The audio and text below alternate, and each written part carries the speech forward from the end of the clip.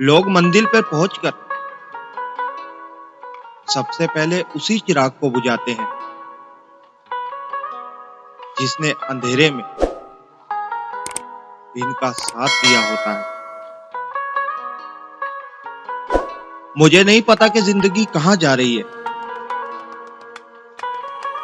लेकिन मेरा यकीन है कि अल्लाह बेहतर करेगा।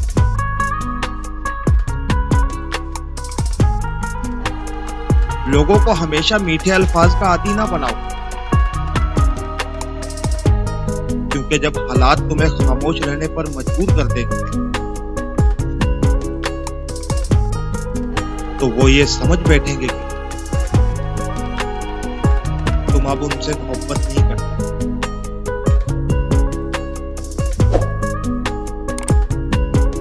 रिश्ते वही सच्चे होते हैं जो बगैर गर्ज के निभाए जाते हो, वरना मफाद परस्त तो हर मोड़ पर साथ चलने को तैयार होते हैं।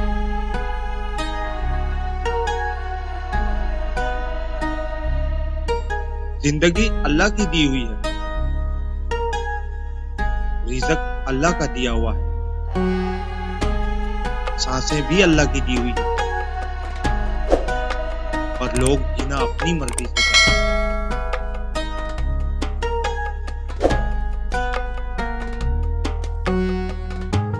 दुनिया में अच्छे लोगों की कमी है। अगर कोई ना मिले तो खुद बन जाए, ताकि किसी की तलाश तो मुकम्मल हो।